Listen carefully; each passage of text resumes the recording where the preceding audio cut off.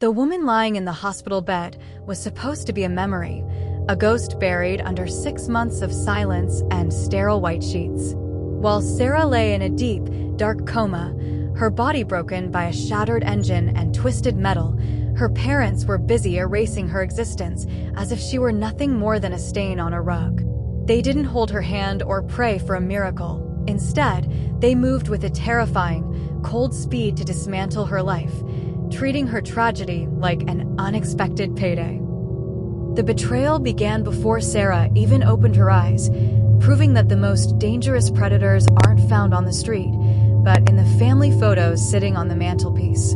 By the time Sarah finally clawed her way back to consciousness, she didn't wake up to a celebration. She woke up to the realization that her mother and father had already sold her world to the highest bidder. What happens next will truly shock you.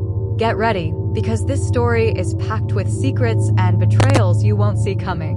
We love hearing from you, so drop a comment below and tell us where you're watching from. And for more intense tales of justice and revenge, make sure you're subscribed and have notifications turned on. Now, let's claim this midnight story.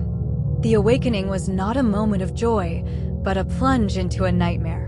Sarah's eyes flickered open to the rhythmic hum of machines, her body feeling like it was made of lead and broken glass. When her mother, Martha, finally called the hospital room a week later, there was no "I love you" or "thank God you're alive." Instead, the voice on the other end was flat, irritated, as if Sarah's survival was a major inconvenience. "You were supposed to be gone, Sarah," Martha said, her voice crackling over the line without a hint of warmth. "The doctors said you were a vegetable. We had to move on. We couldn't just let that big house sit there rotting, and we certainly couldn't be expected to raise 2 screaming children at our age.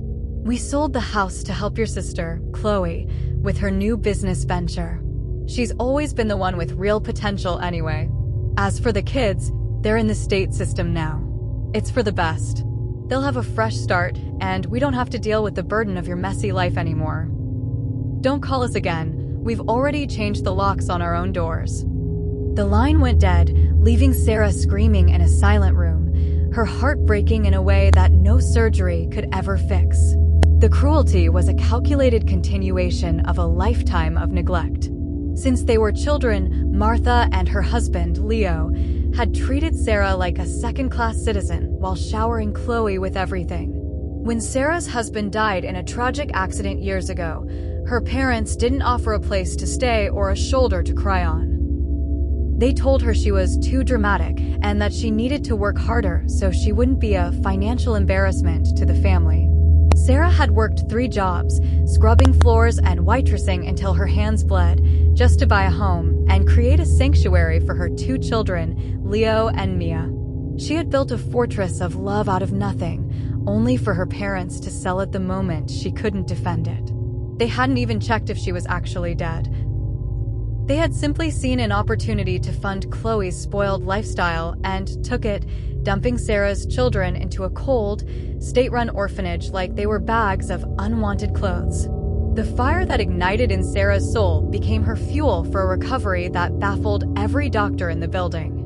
Every time her legs gave out in physical therapy, she pictured her children sitting on a thin mattress in a state facility, wondering why their mother hadn't come for them.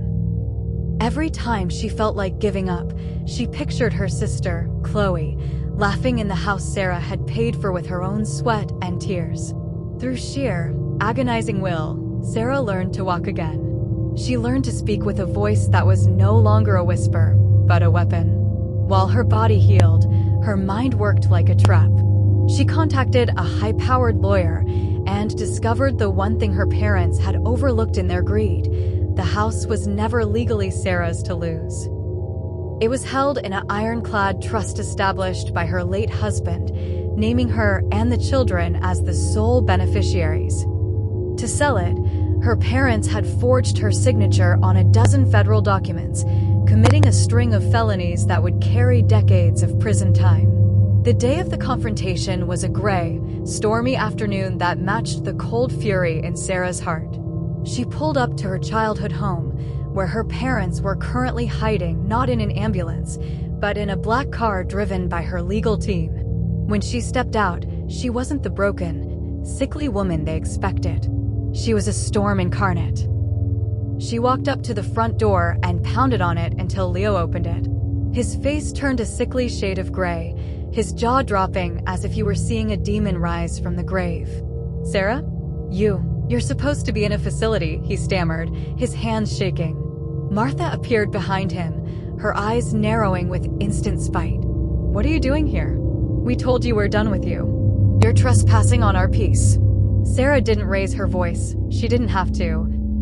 She stepped into the house, her boots clicking loudly on the floor. "I'm not trespassing, Martha. I'm here to serve you," she said, handing over a thick stack of legal papers. "This is a notice of felony fraud, identity theft, and a lawsuit for the immediate return of my assets. But more importantly, this is your 48-hour notice to get out of my life. I've already contacted the authorities about the forgery. The police are waiting for my signal to arrest you both.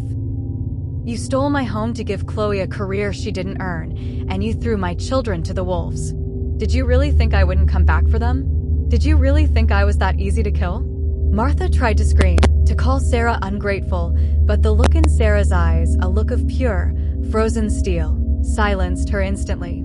For the first time in 25 years, the power dynamic had shifted. Her parents were no longer the judges of her life. They were the criminals, and she was the executioner. The next 48 hours were a whirlwind of justice. With the help of her lawyer and the evidence of the trust, Sarah bypassed the red tape and sprinted to the orphanage. The moment she saw Leo and Mia, she fell to her knees, and the three of them clung to each other in a hallway that smelled of bleach and sadness. "Mommy's back," she sobbed, "and no one is ever going to touch you again." She took them straight back to their real home, the one the new buyers had to vacate immediately once the fraud was exposed. As she watched her parents and Chloe scurry into a cheap rental truck, stripped of their dignity and facing a lifetime of legal battles, Sarah felt a strange sense of calm. She didn't feel the need to scream or hit them. Seeing them realize they had lost everything, their reputation, their money, and their daughter, was the only satisfaction she needed. Weeks later, the house was filled with the sounds of a life being rebuilt. The walls were repainted, the nursery was restored, and the shadows of betrayal were being chased away by the laughter of her children. One evening, there was a knock at the door. It was Martha, looking aged and broken, holding a wilted bouquet of flowers. She started to cry, talking about family and misunderstandings and how she wanted to meet her grandchildren. Sarah didn't let her pass the porch. She stood in the doorway, a guardian of the peace she had fought so hard to reclaim. "You aren't a grandmother, Martha. You're a stranger who tried to profit from my death," Sarah said firmly. "I don't hate you, because hate is an emotion I only save for people I care about. I simply don't know you." She closed the door softly but firmly, locking it with a click that echoed through the quiet house. Sarah walked back into the living room, sat on the floor with her children, and began to play. The life they had tried to erase was finally, beautifully, her own. If you enjoyed the story, please drop a comment and subscribe.